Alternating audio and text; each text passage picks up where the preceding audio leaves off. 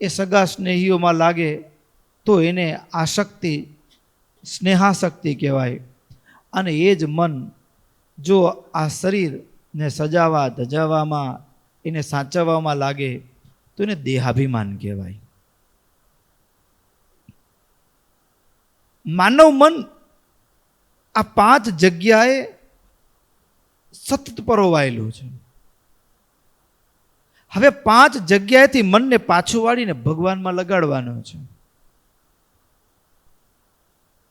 ન લગાડીએ તો શું ને લગાડીએ તો શું? તો સૌથી પહેલી વાત, જો ન લગાડીએ તો નુકસાન શું થાય?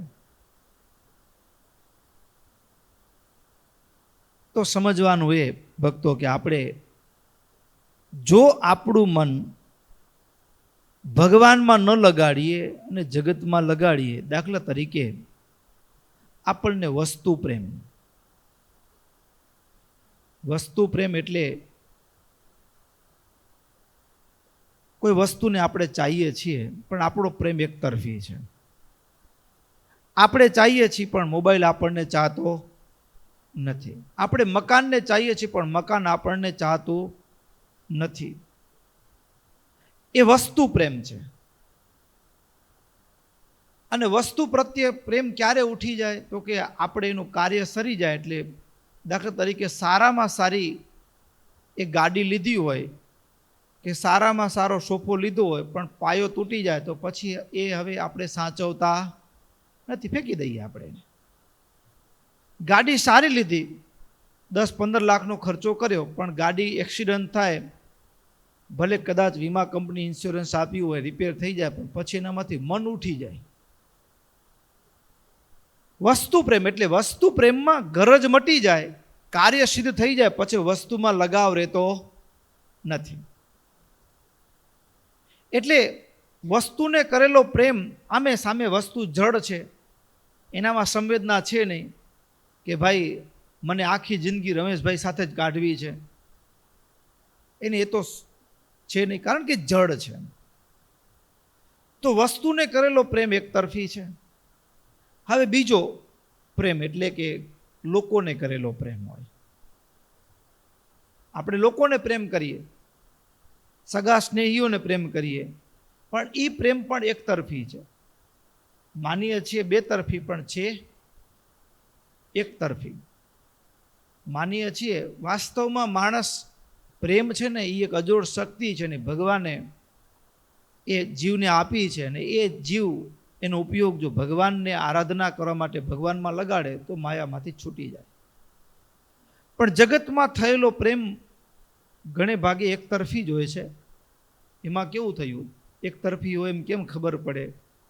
તો કે એક સદગ્રસ્ત હરિભગત મંદિરે દર્શન કરવા આવે, આમ હસતા હસતા ને ખુલતા મનથી આવે, પણ પછી અચાનક દર્શન કરવા તો મોઢું સાવ આમ ઢીલું પડી ગયું હોય, કંઈક બહુ મોટી તકલીફમાં ફસાઈ ગયા હોય એવું સાવ મોઢું.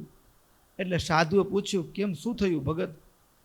તો કે સ્વામી વાત એવી છે, સ્કૂટર લઈને જતા હતા અને એમાં અકસ્માત થઈ ગયો. મને તો કાંઈ ન થયું, પણ મારા ઘરવાળા છે એને પગમાં ફ્રેક્ચર આવી ગયું.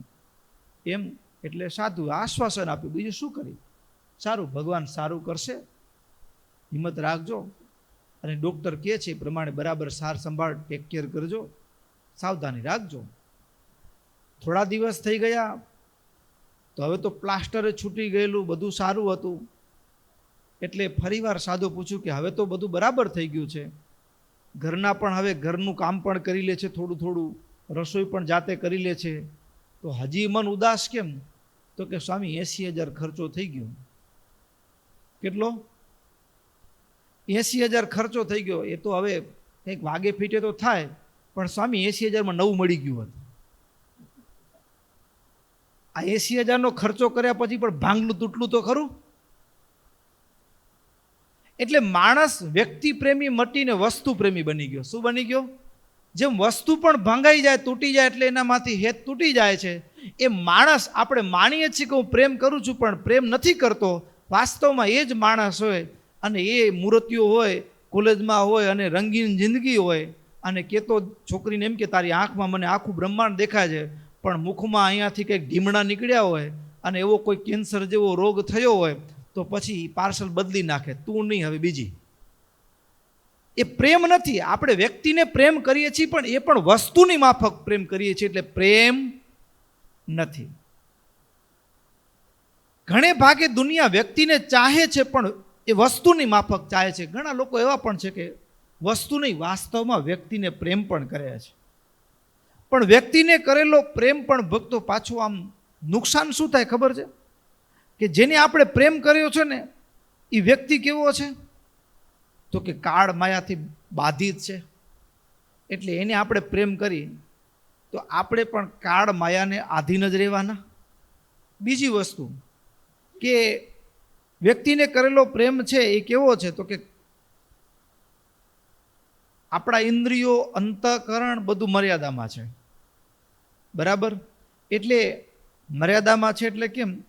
તો ભાઈ આપણી આંખ છે એ ક્યાં દિવાલની પેલે પાર દેખી શકે છે? આપણો આ કાન છે, તમે આજે આપણી જીભ છે, તમે આજે પાઉંભાજી બનાવી પણ અહીંયા સુગંધ આવે છે તમને કોઈને? નાકની મર્યાદા છે, સમજ્યા ને? આંખની મર્યાદા છે, કાનની મર્યાદા છે, આ બધા ઇન્દ્રિયો અંતઃકરણની મર્યાદા છે. અહીંયા અડે ત્યારે ખબર પડે ટાઢું છે કે ગરમ છે. બધી ઇન્દ્રિયોની મર્યાદા છે. આપણા મનની મર્યાદા છે. અને મનની મર્યાદા છે એમાં એક વાત લાભ છે ને એક વાત નુકસાન છે. સમજે ને? લાભ શું છે?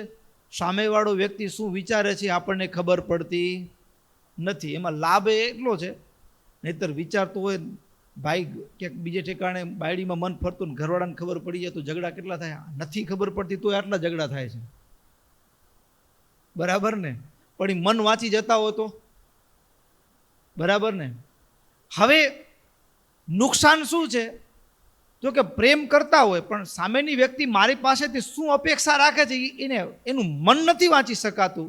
એટલા માટે પ્રેમ ટકાવવા માટે અરસપરસની જે એક પ્રેમ મજબૂતી માટે એકબીજાની ભાવનાઓને સમજવાનું હોય ત્યાં મન નથી સમજી શકાતું, એટલે ભાવનાઓ તૂટે. ઘણા નથી કરતા. હમણાં તો વચ્ચે કેવો જોયેલું સાંભળેલું, 80 વર્ષના બાભાએ છૂટાછેડા દીધા. લ્યો, 80 વર્ષે. હા, 60 વર્ષથી લગ્ન થયેલા, 60 વર્ષમાં પત્ની ભેગો રહ્યો પણ પત્નીનું 60 વર્ષે પણ મન વાંચી શક્યો નહીં. એટલે દુનિયાના લોકોને આપણે પ્રેમ કરીએ તો એ પ્રેમમાં આપણે ખોટનો વેપાર થાય એમ છે. હવે એક તો એ કે જેને આપણે પ્રેમ કરીએ છીએ આપણું મન કે આપણી ભાવના સમજી શકતા નથી. એમાં એની બિચારાનું કંઈ વાંક નથી, કારણ કે એના ઇન્દ્રિયો અંતઃકરણ મર્યાદિત છે, મન પણ મર્યાદિત છે. આપણું મન બધાયનું મર્યાદામાં કામ કરે છે, એટલે એ આપણે ન સમજી શકીએ, સ્વાભાવિક છે.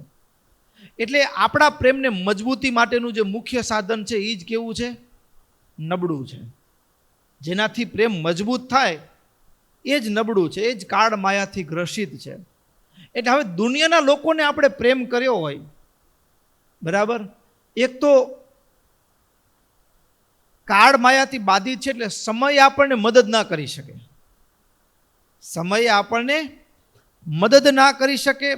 બીજું કે એ દુનિયાના લોકોને, એટલે આપણે માણસને કરેલો પ્રેમ છે ને એ પ્રેમમાં ભક્તો પ્રેમની સાથોસાથ અંદર એક બીજું એક ફ્લેવર એડ છે. શેનું ફ્લેવર એડ છે? તો કે વાસનાનું ફ્લેવર એડ છે. શેનું ફ્લેવર એડ છે? હા, વ્યક્તિને કરેલા પ્રેમની અંદર વાસનાનું ફ્લેવર એડ હોવાના કારણે કે અમારો ભાઈ છે તો મારી સંભાળ રાખશે, કંઈક ઈચ્છાઓ અરસપરસ જાડામાં આપણે ગૂંચવાયેલા છીએ. એટલે એ જે ફ્લેવર એડ છે એ ફ્લેવર આપણને જન્મ અને મરણમાં ધક્કે ચડાવી દે. બરાબર? તો દુનિયાના લોકોને કરેલો પ્રેમ છે એમાં લાભ કરતા નુકસાન થાય એમ છે.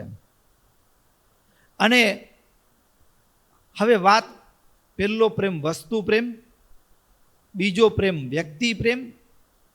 આ બંનેમાં મકાનને આપણે ચાહીએ તો મકાન આપણે ચાહતું નથી. આપણે 500 રૂપિયાની બહુ ઈચ્છા છે, કે આ 5 લાખ રૂપિયા મારી તિજોરીમાં જ રહે, આપણે ઈચ્છા છે પણ 500 રૂપિયાની નોટની ઈચ્છા છે કે મને રમેશના જ ગજવામાં ફાવશે. એ તો કેટલા ધણી બદલાવી નાખ્યા. ઓલો સવારે દુકાનવાળા પાસે ગયો, ત્યાંથી બીજા પાસે જાય, ત્રીજા પાસે જાય, સાંજ પડતા પડતા તો 15 ગજવામાં પાકીટમાં ફરી ચૂક્યું હોય નોટ. આપણે એને ચાહીએ છીએ પણ એ આપણને ચાહતું નથી. એટલે વસ્તુ પ્રેમ એમાં તો ખોટનો વેપાર છે, એકતરફી છે. પછી આવ્યો વ્યક્તિ પ્રેમ. વ્યક્તિ પ્રેમમાં પણ દુનિયામાં મોટા ભાગે અડધાથી વધારે કે 90% કહી શકાય દુનિયા છે એ વસ્તુ પ્રેમી છે. દેખાય છે વ્યક્તિ પ્રેમ, કોઈક વ્યક્તિને ચાહે છે એવું દેખાવ છે, પણ દેખાવ હકીકતમાં વાસ્તવમાં પ્રેમ નથી, એ પ્રેમનો ભ્રમ છે.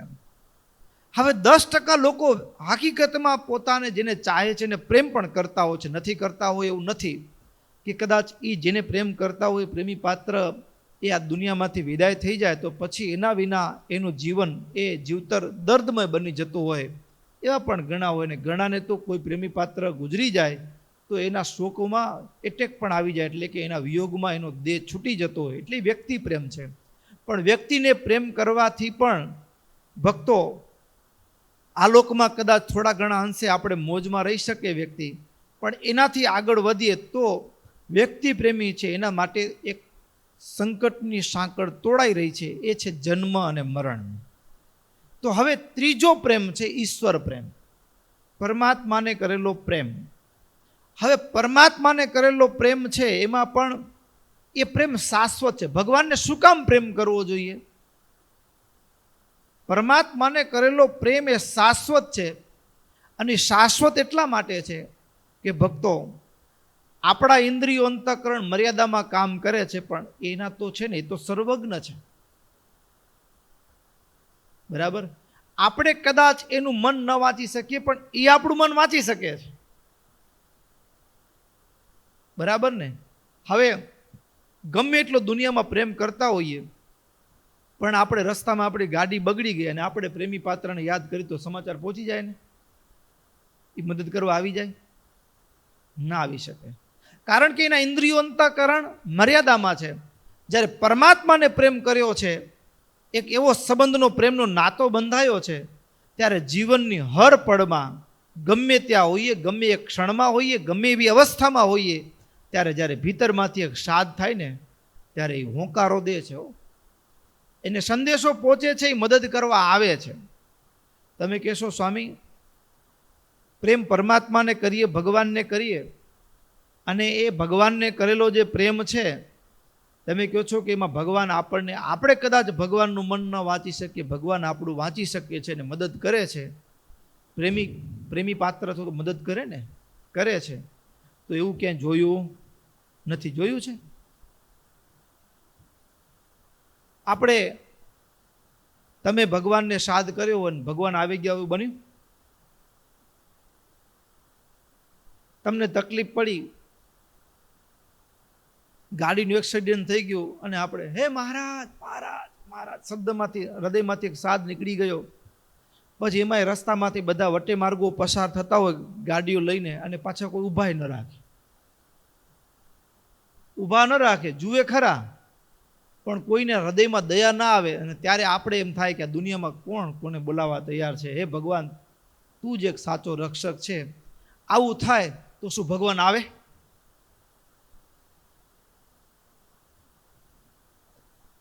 ભક્તો, આજે એક પ્રેમની યાત્રા છે, પરમાત્માને કરેલા પ્રેમની યાત્રા છે. એના કેટલાક પગથિયાઓ છે. પરમાત્માને કરેલો પ્રેમ ક્યારે નિષ્ફળ જતો નથી. એ શાશ્વત છે અને રોકડો વેપાર છે. ત્યાં ખોટનો ધંધો નથી. ભગવાનને કરેલો પ્રેમ. હવે ખોટનો વેપાર શું કામ નથી? તો કે આપણે અજાણતા પણ મંત્ર જાપ કર્યો હોય ને, આનો હિસાબ મળશે. આનો પણ હિસાબ મળે છે. અહીંયા તો રોકડો હિસાબ છે, પણ લાગે છે એમ કે કાંઈ થાતું વળતર વળતું નથી. પણ હકીકત એવી છે ભક્તો, ભગવાનને જ્યારે પ્રેમ કરીએ છીએ આપણે, ત્યારે પ્રારંભમાં સ્થિતિ જુદી હોય છે. એટલે શું? તો કે ભગવાન આપણી પડે પડે સંભાળ તો રાખે જ છે, પણ ભગવાન પ્રારંભમાં જે મદદ કરવા માટે આવે છે ત્યારે એનું રૂપ કેવું હોય છે? તો કે અવ્યક્ત. અવ્યક્ત એટલે જેમ પ્રહલાદજી ભગવાનનું સ્મરણ કરે છે, બરાબર, તો એના પિતા હિરણ્યકશિપુ એને હાથી નીચે ચકદોડીને મારવા માટે તૈયાર થયા, બરાબર. હાથી નીચે એ નાના બાળકને મૂકે તો એના હાલ કેવા થાય, બરાબર. માનો હાથીનું વજન 700-800 કિલો હોય અને 800 કિલો વજન આપણા હાથ ઉપર મૂકે તો શું થાય? કઈ થાય? બરાબર. પણ એ હાથીના પગ નીચે કચડવા તૈયાર થાય તો પણ એના શરીરમાં એક રૂવાણો ખરો છે ન આવે. એ શરીર વજ્રનું કરનાર કોણ હતા? ભગવાન હતા. પણ સીધા રૂપમાં મદદ કરવા ના આવ્યા. સમજણ પડી કે ન પડી? એ જ ઝેર ખવડાવવામાં આવે, પથ્થર પહાડ ઉપરથી ફેંકવામાં આવે, જે માણસ નીચે રડતો રડતો પહોંચે તે હતો પતો એનો લોહી લુવાણ થઈ ગયો ને ગુજરી ગયો હોય, એની જગ્યાએ પ્રહલાદજી એ પર્વત ઉપરથી ફેંકવામાં આવ્યા. પર્વતમાં પથ્થરોમાં અથડાતા અથડાતા નીચે આવે અને એક રૂવાણામાં ક્યાંય ખરોચ ન પડી હોય અને એમ 1000 ફૂટ માથેથી માણસ નીચે રડતો રડતો આવ્યો, 1000-2000 ફૂટ ઉપરથી, અને એ પણ પહાડ ઉપરથી કંઈ સ્લાઇડ નહોતી, બરાબર. એ જાડી ઝાંખરી એમાંથી રડતો રડતો આખડતો આખડતો નીચે આવે અને નખમાંય ક્યાં વાગ્યું ન હોય અને ઊભો થઈને નારાયણ નારાયણ કરતા ઊભો થાય. તો ભગવાન અલગ રૂપ ધારણ કરીને મદદ કરવા માટે ન આવ્યા. સમજ્યા કે ન સમજ્યા? પણ રક્ષા કરી. શું કર્યું? રક્ષા કરી. પણ અલગથી દેહ ધારણ કરીને રક્ષા કરવા માટે આવ્યા નહીં, કે જે આંખથી દેખી શકાય કે મારો ઠાકર આવી ગયો, આમ દેખાય નહીં. લ્યો, માણા હાથ પકડે એમ બુડતો હોય ને એમ હાથ જાલીને બારે કાઢે એવા રૂપમાં નથી આવ્યા. પણ છતાંય રક્ષા તો કરી છે. અરે જ્યારે હોલિકાના દહનમાં પ્રસંગ આવી ગયો, જીવતા હળગાવી નાખવાનો પ્રસંગ આવી ગયો, હોલિકા પાસે તો કેટલા વરદાન હતા, એને અગ્નિ અડતો નહીં. લ્યો, એવી વિદ્યા હતી કે જેને હોલિકાને અગ્નિ સ્પર્શ ન કરે, એ અગ્નિ બાળી ન શકે, એવી વિદ્યા હતી એની પાસે. પણ જ્યારે પ્રહલાદને ખોડામાં બેસીને બાળવા માટે તૈયાર થયા તો વિદ્યા નિરર્થક થઈ ગઈ અને વિદ્યા ઉલટાને પ્રહલાદને સહાયરૂપ બની ગઈ અને હોલિકા બળી ગઈ. બરાબર ને? ભગવાન સીધા રૂપમાં મદદ કરવા આવ્યા નહીં. કહેવાનું શું? ભગવાન મદદ કરવા ચોક્કસ આવે છે, પણ અવ્યક્ત રૂપમાં આવે છે. અવ્યક્ત એટલે શું? કે જેને મારીને તમારી આંખ ઓળખી શકતી નથી. એ જ રસ્તેથી 500 માણસ એમને એમ નીકળી જાય, આપણે એક્સિડન્ટ થયું હોય, ઘવાયેલા હોય, પણ એક માણસ એવો આવે કે એ માણસ આવે, આપણને એ ગાડીમાં દબાયેલા હોય, અડધું શરીર ગાડી નીચે દબાયેલું હોય, કચડાયેલું હોય, એનામાંથી ધીમે ધીમે જગ્યા કરી અને ગાડીમાંથી એ બારે કાઢી અને આપણે એ પોતાની ગાડીમાં લઈ હોસ્પિટલે દાખલ કરે એમ નહીં, ઇમરજન્સી વોર્ડમાં દાખલ કર્યા કદાચ, અને એવી હોસ્પિટલ હોય નજીકમાં કે જેમાં અત્યારે એવી મલ્ટી સ્પેશિયાલિટી હોસ્પિટલની અંદર કાઉન્ટર ઉપર પહેલાં જમા કરો ને, હા, પછી દાખલ કરે. લ્યો, માણસ મરતો હોય ન જુએ, પહેલાં પૈસા. પણ એ વ્યક્તિ પોતાના ગજવામાંથી $1,00,000-2 લાખ રૂપિયા કાઉન્ટર ઉપર જમા કરી અને માણસને ઓળખતો ન હોય, આપણે એની સાથે કોઈ લેવા દેવાય ન હોય, એ $1,00,000-2 લાખ રૂપિયા કાઉન્ટર ઉપર જમા કરી આપણને એડમિટ કરી અને પછી આપણા ખિસ્સામાંથી કાર્ડ કાઢે, આઈ કાર્ડ કે કાંઈ, એમાં ક્યાંક વળી મોબાઈલ નંબર મળી ગયા, કંઈ મળી ગયા, ને ઘરે ફોન કરીને કહે કે તમારા ભાઈને એક્સિડન્ટ થયું છે, આ હોસ્પિટલમાં દાખલ છે, તમે આવો. અને એ બધા આવે એટલે હવે તમે સંભાળજો, હવે મારે કામ છે એટલે જવું છે, એમ કરીને ભાઈ નીકળી જાય. ન આપણે એને ઓળખતા હોય, કાંઈ ફોન નંબર લેવાય ન, ઊભા ન રહી. લ્યો, કે આપણે એમ થાય કે ફોન નંબર લઈને થેન્ક યુ કહીએ. પણ દેખાય છે માણસ, પણ એના હૈયામાં પ્રેરણા કરનારો મારો ભગવાન હતો. અને એ એવી રીતે આવીને મને તમને હાથ કાઢીને ચાલીને બારે કાઢીને જે યથાસ્થાને પહોંચાડવાનું હતું ત્યાં પહોંચાડી અને એ ત્યાંથી નીકળી જાય. અવ્યક્ત રૂપમાં આવે મદદ કરવા માટે. આપણી આંખ દેખી ન શકે, ઓળખી ન શકે. આંખ દેખી ન શકે, ઓળખી ન શકે. સમજ્યા ને? અને પછી જેમ જેમ એ પ્રેમ પક્કો અવસ્થાને પામતો જાય, જેમ જેમ એ પ્રેમ પક્વ અવસ્થાને પામતો જાય, પછી એક ક્ષણ એવી આવે કે ત્યારે ભગવાન આપણે એને સંભાળીએ ને ત્યારે મૂર્તિમાં હાજર થાય. શું થાય? પ્રેમ એવો દ્રઢ થઈ જાય કે સાધ કરીએ ને, સાધ કરીએ. એ પ્રેમાનંદ સ્વામી સાધ કરે ગોપીનાથજી મહારાજની મૂર્તિ આગળ ઊભા રહીને, તો ગોપીનાથજી મહારાજની મૂર્તિમાંથી મહારાજ પ્રગટ થઈને આવે બહાર, હાર પહેરાવે, બાથમાં લઈને મળે. એ બ્રહ્માનંદ સ્વામી સાધ કરે. અરે સંપ્રદાયનો પ્રસિદ્ધ ઇતિહાસ છે.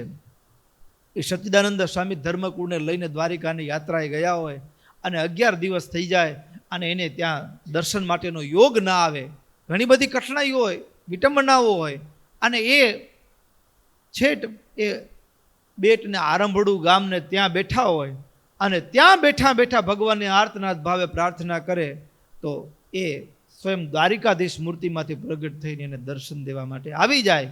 ભક્તો પ્રેમ જ્યારે પક્કો અવસ્થાને પામે, એવું ન માનતા કે હું ભગવાનનું ભજન કરું છું પણ ભગવાન કોઈ દી મારી મદદ કરવા આવ્યા નથી. ભક્તો એ વાતમાં કંઈ દમ નથી. થોડા પાછળ વળીને જિંદગીમાં જોશો ને તો તમારા જીવનના એક એક પ્રસંગમાં દેખાશે કે આ જગ્યાએ મારી રક્ષા કરનારા મારો મહારાજ હતા. આ જગ્યાએ મારી જિંદગીમાં મારી રક્ષા કરનાર બીજું કોઈ માણસ નહોતું, એ મારો મહારાજ હતા.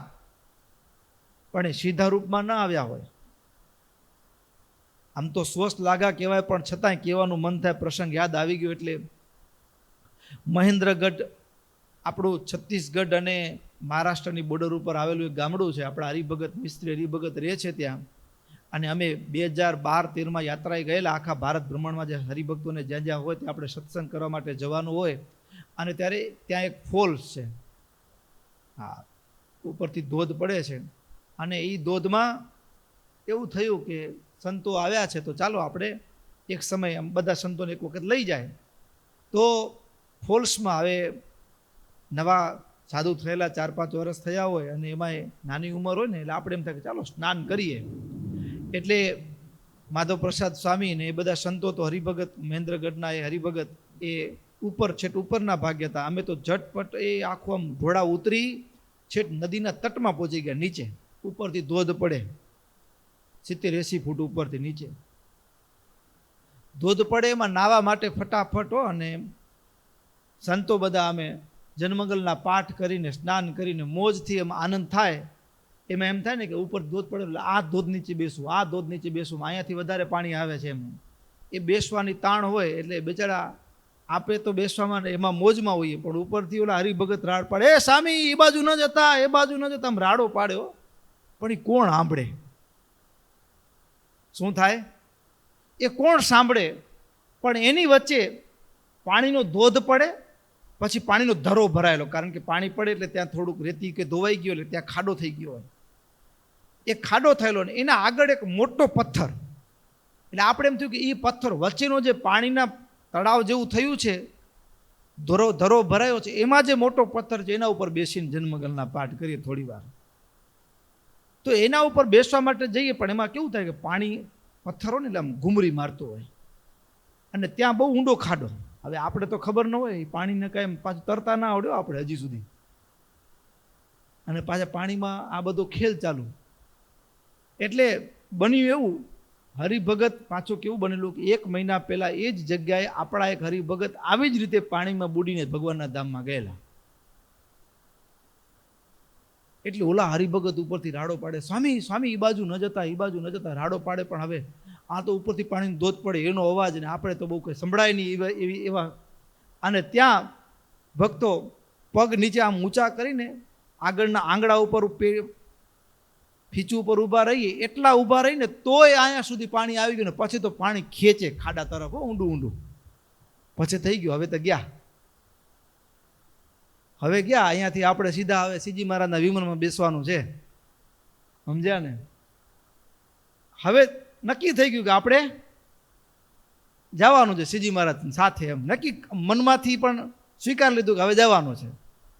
પણ જ્યાં આપ પ્રયાસને છોડી દીધો કે હવે મહારાજની જેમ ઈચ્છા એમ, ત્યાં ભલું કરે ભગવાન શું થયું તો કિનારે નાખી દીધા. લ્યો, તાર નહોતી આવડતી, બુડતા હતા ને કેમ કિનારે નાખ્યા એની કલ્પના નહીં, પણ પછી ઉપર આવીને એમ કહેવાય નહીં કે હું બુડતો હતો એમ. પછી તો બધા ઉતરી પડ્યા કે તમને ના પાડી એ બાજુ જવાની.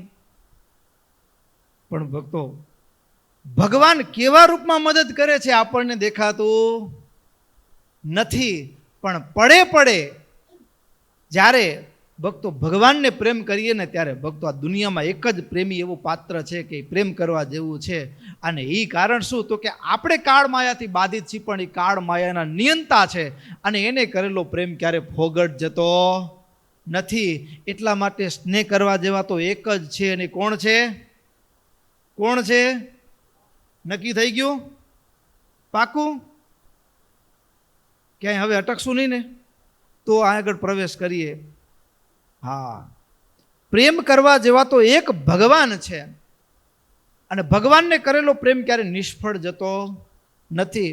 અને ભક્તો, આ પ્રેમ છે ને, ભગવાને આપણને માનવ દેહ આપ્યો. આ દેહરૂપી ગાડી છે, આપણી પાસે સાધન છે, બરાબર?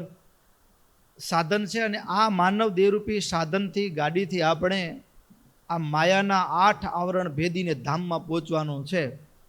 અને એમાં આવો જ એક પ્રસંગ, એક વાર્તા છે, સમજાય એના માટે છે. એક રાજા, અને રાજાએ એનો કોઈ કુંવર નહીં, દીકરો નહીં, એટલે રાજાને એવી ઈચ્છા કે આ ગાદી ઉપર કોઈ યોગ્ય વ્યક્તિને હું બેસાડું કે જે પ્રજાનું પૂર્ણપણે પાલન કરી શકે, ધર્મને, સમાજને નવો રાહ આપી શકે, એવો સાચી વ્યક્તિ, યોગ્ય વ્યક્તિને રાજગાદી ઉપર આરૂઢ કરવાની એને ઈચ્છા. એટલે રાજાએ શું કર્યું? નગરના તમામ યુવાનોને બોલાવ્યા, તમામ યુવાનોને બોલાવ્યા, અને તમામ યુવાનોને બોલાવ્યા પછી રાજાએ એવી ગોઠવણી કરીને એવું કીધું કે આ રસ્તેથી પસાર થઈ અને આગળ એક લક્ષ્ય આપવામાં આવ્યું કે આ જગ્યાએ આપણે પહોંચવાનું છે, ત્યાં જે પહોંચી આવશે એને એવું ઇનામ આપવામાં આવશે કે જેની એ વ્યક્તિએ કલ્પના પણ નહીં કરી હોય. હવે રાજા હું બનીશ એવી કોણે કલ્પના કરી હોય? બરાબર ને? હવે તમે ગામની ચૂંટણીમાં ઊભા હો ને એમાં આપણે ફાંફા મારતા હોય અને સીધું પ્રેસિડેન્ટ બનાય એટલે કલ્પના ન કર્યો માણસો. એટલે રાજાએ એવું કીધું કે આવી રીતે આટલો રસ્તો પસાર કરી આપણે અને અહીંયા પહોંચવાનું છે. હવે એ રસ્તો માની લો કે આપણી ભાષામાં કહી તો 8 કિલોમીટરનો રસ્તો હતો, પસાર કરવાનો હતો સમયની અંદર, નિયત કરેલા સમયમાં. એટલે બધા યુવાનો તૈયાર થયા કે ઇનામ કોને ન જોઈએ. હા, બધા યુવાનો તૈયાર થયા એટલે ઝટપટ આમ દોડવાની શરૂઆત કરે ને ત્યાં હજી 1 કિલોમીટર કપાણું ન કપાણું, અને ત્યાં તો ડીજે વાગતા હતા. શું વાગતા હતા? ડીજે વાગતા હતા અને બાઈઓ નાચગાન કરતા હતા. હા, તમારા આઈપીએલમાં હોય ને ડીજે વાગતા હતા ને આઈપીએલ જેવું આમ માહોલ, આમ રંગારંગ જામેલું ને આમ બાઈઓ બધાને આમ જાણે કે આખું સ્વર્ગ અહીંયા ઉતરી આવ્યું હોય ને એવા બધા કપડાને, ઓછા વધુ કપડાને આમ ઠાઠમાઠ ને આખું જુદો. તો ભાઈ જરાક મોઢું ફેર્યું ને એટલે જોવામાં રહી ગયા. હવે આગળ જવાનું હતું એ અટકી ગયા. હા, પેલો જ એક કેમ્પ આવે, સમજી લો ને, આપણે આલા કેમ્પ આવે ને યાત્રામાં નીકળતા હોય, પેલા કેમ્પમાં જ ભાઈ અટકી ગયા. કેટલાકે કીધું કે ના ભાઈ આપણે તો પહોંચશું તો મળશે, એટલે પેલા કેમ્પમાં ન હલવાના હો. એ તો વળી આગળ વધ્યા. થોડા આગળ ગયા ને ત્યાં બીજો કેમ્પ હતો. ત્યાં બીજા કેમ્પમાં તો આ ડીજે ને એ તો હતું, આગલા કેમ્પમાં હતું એ બધું, પણ ત્યાં વળી ભજીયાની સુગંધ આવતી હતી. શું આવતું હતું? ભજીયા ને પીઝા ને કેટલી બધી આમ આઈટમોની સુગંધ આવે. એટલે હવે 2 કિલોમીટર ચાલ્યા ને પછી એમ થયું આગળ પછી આવું આવે કે ના આવે. થાક્યા છે ને ભૂખ લાગી, થોડું ખાઈ લઈએ, જમતા જઈએ એમ. ત્યાં એ ઘણા બધા યુવાનો ત્યાં અટકી ગયા. એક બાજુ બાઈઓ નાચે, એક બાજુ ઠંડા ને બધું નાસ્તો ને, એટલે થોડા ઘણા ત્યાં અટકી ગયા. થોડા કરતા એને કીધું ભાઈ આપણે એમાં અટકવું, આપણે તો પહોંચવું છે. એટલે એ વળી આગળ દોડ્યા. આગળ જ્યાં જાય ને આ શું હો મનોરંજન, બાગ બગીચા, એટલું બધું જોરદાર એમ સિનેરી. આપણે એમ થાય કે અહીંયા એકાદ સેલ્ફી લઈ લીધો તો ચાલે, આવું મન થઈ જાય. પેલું ડીજે ની તો હતું જ, પાછું આગળના જે બે કેમ્પમાં જે માલ મલિંદા હતા એ તો બધા હતા જ પાછા, એ આ એક્સ્ટ્રા વળી પાછું. એટલે થોડાક વળી ત્યાં અટકી ગયા, સમજ્યા ને?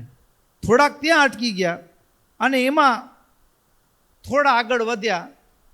એમાં આગળ વધ્યા તો વળી પાછો એમાં છોકરો પપ્પા પપ્પા. હવે આમાં પપ્પા પપ્પા કરતો સાદ કર્યો એટલે થયું કે આવું ફેમિલી બધા અહીંયા આવી ગયા છે. એટલે વળી થોડાક ત્યાં અટકી ગયા અને એમ કરતાં કરતાં હવે આમ થાકી ગયા હોય, લોતપોત થઈ ગયા હોય. હવે તો આમ કિલોમીટર ઝાઝા અને સમય નક્કી હતો કે આટલા કલાકમાં પહોંચવાનું છે, 8 કિલોમીટર કાપવાના હતા. એટલે ત્યાં થોડાક આગળ જાય અને ત્યાં તો યાત્રામાં હોય ને પગની માલિશ કરી દે, તમે થાકી ગયા છો. હા હો, માલિશ કરી દે ને દબાવી દે ને ક્રીમ લગાવી દે ને આમ બધું. હો, આગળના જેટલા કેમ્પમાં બધો માલ હતો એ તો હતો જ, આ એક્સ્ટ્રા સર્વિસ, સમજ્યા ને? હા, એમાંય વળી ગાડા અટકી ગયા. છેલ્લે એકાદ યુવાન પહોંચ્યો. આ વાત ભક્તો એ રાજાની તો ખરી, પણ વાત આ દેનગરમાં રહેલા જીવરૂપી રાજાની છે. હા, માયાના 8 આવરણ પાર કરવાના છે. પૃથ્વી, જળ, તેજ, વાયુ, આકાશ, મન, બુદ્ધિ ને અહંકાર. આ 8 પગથિયા ચડી અને ચિદાકાશ અક્ષરધામ ભગવાનનું ત્યાં પહોંચવાનું છે. આ લક્ષ્ય મળ્યું છે. કોઈકને 50 વર્ષની આવરદાનું ટાર્ગેટ મળ્યું છે, કોઈકને 60 વર્ષની આવરદાનું ટાર્ગેટ મળ્યું છે. પણ હવે એમાં નીકળીએ અને ત્યાં પેલું પગથિયું આવે અને ત્યાં રૂમું થતું હોય, ડીજે વાગે ને ભાઈનું મન ભટકી જાય. હા, એટલે આમ પગથિયે ગાડી અટકી જાય છે. આ માયાના 8 આવરણ પાર કરીને ધામમાં પહોંચવાનું છે. પણ જેનું મન એક ભગવાનમાં સ્થિર થયું હોય એ ક્યાંય આમાં અટકે નહીં. આપણે તો લક્ષ્ય સુધી પહોંચવું છે, પરમ લક્ષ્ય. તો એ પરમ લક્ષ્ય સુધી પહોંચવા માટેની એ જે યાત્રા છે ભક્તો, અને એ યાત્રા માટે સૌથી અગત્યનું ભાતું જે છે કે જે આપણું મન ક્યાંય ચલાયમાન થવા ન દે, અને એ અગત્યનું ભાતું છે ભગવદ પ્રેમ, સ્નેહ. અને આ સ્નેહ એ ભગવાનમાં થાય એના માટેની વાત બહુ મહત્વની છે. હવે સાધુનો યોગ થાય, હરિગીતાની શરૂઆત થઈ, સાધુનો યોગ થાય એટલે ધર્મનું પાલન થાય. ધર્મનું પાલન થાય એટલે ઇન્દ્રિયો અંતઃકરણ શુદ્ધ થયા હોય એટલે જ્ઞાન થાય. જે દુનિયા જેવી છે તેવી દેખાય, જેવી છે તેવી દુનિયા દેખાય એટલે દુનિયામાંથી અસાર વસ્તુ છે એને છોડવી પડે નહીં, આપમેળે છૂટી જાય. અને આપમેળે છૂટી જાય એ વૈરાગ્ય. અને પછી હવે કોને પકડવાનું? તો કે ભગવાનને પકડવા જેવા છે. અને ભગવાનને પકડવા જેવા છે એ જ સારમાં સાર છે માનવ દેહથી. બાકી જેટલું થાય છે એ છોડવાનું નથી, પણ ખોટનો વેપાર છે એટલી ખબર હોવી જોઈએ. શું ખબર હોવી જોઈએ? વેપાર ખોટનો છે, પણ એમાં ભગવાનના ભક્ત માટે તો હજી ખોટનો વેપાર ન કહી શકાય. શું કામ? તો કે આખો પરિવાર જ ભગવાનનો ભગત હોય ને, એટલે ભગવાનના ભક્ત માટે એક સંબંધના નાતા કરતાં પણ ભક્તનો નાતો હોય. શેનો નાતો હોય? ભક્તનો નાતો હોય. એટલે એ એના મોક્ષ યાત્રાના સહભાગી બની જાય. શું બની જાય? પરિવાર જ હોય. જો એ સત્સંગ ન હોય તો પરિવાર આપણા માટે એ બંધનરૂપ બને, અને જો સત્સંગ હોય ને તો પરિવાર જ આપણા માટે ભગવાન સુધી પહોંચવા માટેના સાથીઓ બની જાય, ટેકેદાર બની જાય. અને ટેકેદાર કેવા બને? ટેકેદાર કેવા બને? હા, મહારાજ ઝીણા બાપુનો અંતિમ સમય, અંતિમ અવસ્થા, અને મહારાજને સમાચાર મળ્યા કે ઝીણાભાઈ બીમાર છે. મહારાજ મારતે ઘોડે જુનાગઢ પધાર્યા. જુનાગઢ પધાર્યા ને એટલે ડોશીમાં ફળિયામાં આંગણામાં હતા. એને થયું કે મહારાજ આવ્યા એટલે હવે મારો ઝીણો જીવી જશે. માને તો એમ હોય ને કે મારો દીકરો હવે ભગવાન આવ્યા એટલે હવે તો મારા દીકરાને સાજો કરી દેશે. એટલે મહારાજ તો કંઈ બોલે ન બોલે એના પહેલાં તો ઝટપટ મેળી ઉપર ચડી ગયા. અને મેળી આજે પણ મોજૂદ છે. જુનાગઢ મંદિરમાં દર્શન કર્યા હો તો દરબારગઢ જે છે ત્યાં મેળી ઉપર ભગવાન ઝટપટ ચડી ગયા. ઉપર ચડી ગયા ઝીણાભાઈ પથારીમાં સૂતા છે, બાજુમાં એનો દીકરો હઠીસી છે, અને મહારાજ ઝીણાભાઈ પાસે પ્રેમભીનો હાથ માથા ઉપર ફેરવતા ફેરવતા ઝીણાભાઈને પૂછે, ઝીણા, કઈ ઈચ્છા છે? માંગવું હોય તો માંગી લે. દેહનું પ્રારબ્ધ પૂરું થયું છે, માંગવું હોય તે માંગી લે. બરાબર ને? માંગવું હોય તે માંગી લે. મહારાજ કોઈ ઈચ્છા નથી. મહારાજ કે તને કાંઈ ઈચ્છા નથી, તને કાંઈ નથી જોતું તો સમજી શકાય, પણ આ તારો દીકરો છે એના માટે કંઈક માંગી લે, હઠી માટે. ત્યારે ઝીણાભાઈ શું બોલ્યા, મહારાજ હું એના માટે માંગીશ ને, પણ એ જો તમારો થઈને રહેશે ને તો નહીં માગું તોય મળવાનું છે, અને માંગીશ તમે આપશો એ ખરા, પણ એ તમારો થઈને રહેશે નહીં રહે ને તો માંગવા છતાં મળ્યું હોવા છતાં પણ ટકવાનું નથી. ઘણીક વખત નથી કરતા, બાપા ચિંતા કરે કે છોકરાનું સારું થાય, એને કંઈ મકાન ન બાંધવું પડે, એને બહુ ઝાઝી મહેનત ન કરવી પડે, એટલે બંગલો બાંધી જાય, બેંક બેલેન્સ રાખી જાય, મોટી ખેતી રાખી જાય, બધું રાખી જાય, પણ હવે છોકરાને સત્સંગ ન હોય, બાપાને એમ કે 7 પેઢી ખાશે તો નહીં ખૂટે, પણ છોકરાના લખણ હારા ન હોય ને તો 7 પેઢી શું એ 7 વરમાં ખૂટી જાય. કેટલામાં ખૂટી જાય? 7 વરની વાર ન લાગે, ઘણી વખત તો 7 મહિનામાં ખૂટી જાય. જુગારમાં ચડી ગયા હોય ને, જમીન દાવ ઉપર લગાડી દીધી, ઓલો 7 વર્ષમાં ખૂટી જાય. મહારાજ હું માંગીશ કદાચ એના માટે, પણ જો તમારો થઈને નહીં રહે ને તો માંગવા છતાં એની પાસે ટકવાનું નથી. આ નહીં માગું પણ તમારો થઈને રહેશે ને તો તમે આપવાના જ છો. નહીં માંગવા છતાંય તમે આપવાના છો, કારણ કે તમારો થઈને રહ્યો છે અને તમારું બિરુદ છે યોગ ક્ષેમ વહામ્યહમ. અમારો આશ્રય ગ્રહણ કરે, એને અન્ન વસ્ત્ર દુઃખ હોય તો અમને આવે, એને શરીરમાં કોઈ પીડા હોય તો અમને કોટી ગણી થાવો. મહારાજ તમે માંગ્યું છે ને, તમારો થઈને રહેશો તો મારે કંઈ માંગવાની જરૂર નથી, અને તમારો નહીં થાય તો માંગીશ તો રહેવાનું નથી. એટલે મહારાજ મારે બીજું કાંઈ જોઈતું નથી, મારે કોઈના માટે કંઈ માંગવું નથી. જો ભગવાનના ભક્તો જો પરિવારમાં હોય તો ભક્તો એક લૌકિક સંબંધ કે મારો દીકરો છે એ ભાવ નહીં, પણ એ ભક્તો ભગવાનના ભક્ત છે, તો ભગવાનના ભક્તનો જે પરિવાર છે એ બંધનરૂપ ન બનતો હોય, એ આપણને ભજનમાં ટેકારૂપ બને. શું બને? સહાયરૂપ બને. હા, એક ઘરમાં એવું થયેલું, પત્ની ધણીને કીધા રાખે તમે માળા કરો, ભજન કરો એમ. એટલે પછી કરશું હવે, ધણી એમ કહ્યું કરશું હવે, શું ખાટું મોરું થઈ જાય છે.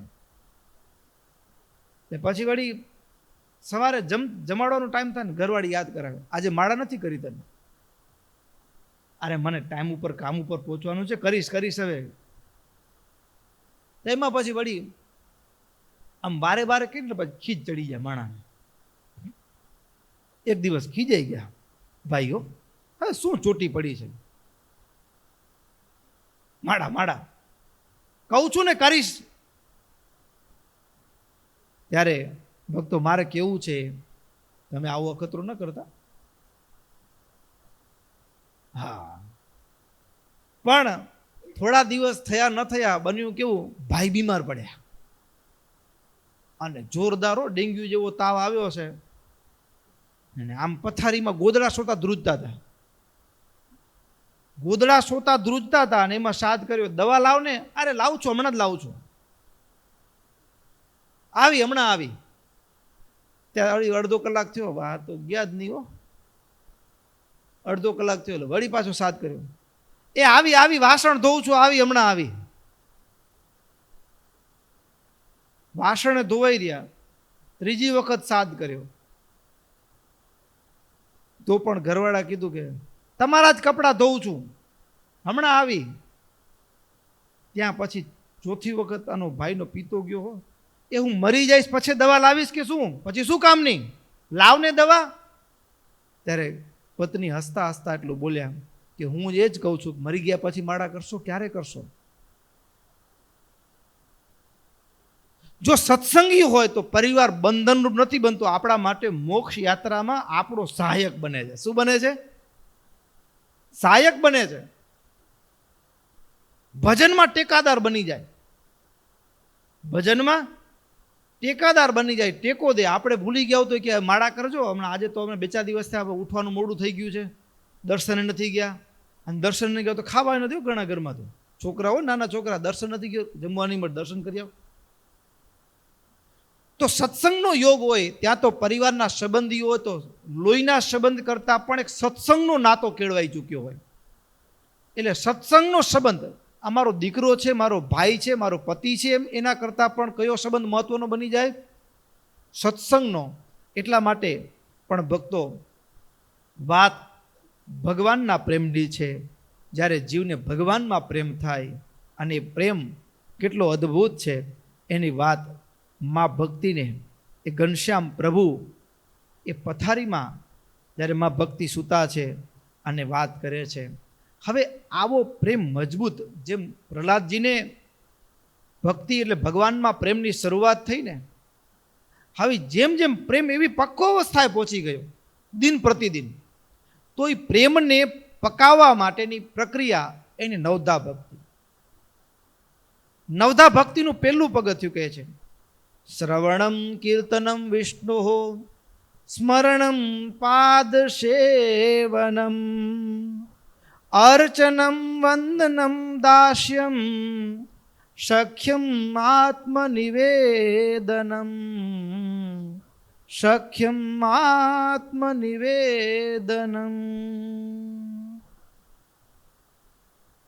ભક્તો, જ્યારે દુનિયાની યથાર્થ રીત જણાય ને, પછી એક ભગવાનને મળવાની ઝંખના પેદા થાય. શું થાય? ઝંખના પેદા થાય. કોઈ મૂર્તિઓ હોય અને સગાઈ કરી હોય, અને પછી ઘરવાળી છે, પૈસા સગાઈ કરી હોય હજી ને, એમાં કેટલી વખત હોટલમાં ખવડાવ્યું હોય, કેટલા બધા મને આ લેવું છે, આ લેવું છે, એમ કરતાં કરતાં સગાઈ પેલા 2-4 લાખ તો અમને ખર્ચા કરાવીને ઓળવી લીધા હોય, અને પછી એમ કે હવે તું મને પસંદ નથી, છૂટાછેડા. બરાબર? એટલે ભાઈનું તો હૃદય ભાંગી પડે. શું થઈ જાય? સાવ ભાંગી પડે. પછી એમાં વળી ભાગ્ય હારું હોત બીજું મળી જાય.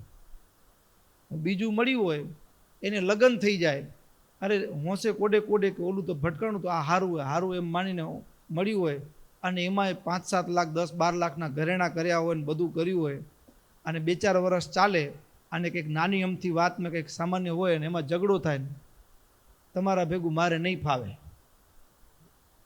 એ ટપણિયા વીટીને બિસ્તરા પોટલા વીટીને થાય રવાના. હા, અને ઉપરથી ભરણ પોષણનો દાવો નાખ્યો, મહિને લાખ રૂપિયો જોઈશે. ભાઈ તો બિચારો પગારમાં પૂરો પડતો હોય, દાવો નાખ્યો હોય. પછી એના મનમાં એમ થાય, શું થાય? ઘણી વખત ઘણાને થાય ને ઘણાને ન થાય. ઘણા તો લગ્ન કુંવારા હોય, પણ ઘણાને શું થાય કે આ દુનિયામાં કોઈને પ્રેમ કરવા જેવો નથી. હવે તો બસ રાત દિવસ જેના માટે મરીએ છીએ એને તો કોઈ પડી નથી, એના કરતાં ભગવાન ભજી લેવા હારા. દુનિયા જેવી છે તેવી દેખાય ને, એટલે ભગવાનને મળવાની એક ઝંખના પેદા થાય. અને ઝંખના પેદા થાય ને ત્યારે મીરાના શબ્દો, ગોવિંદ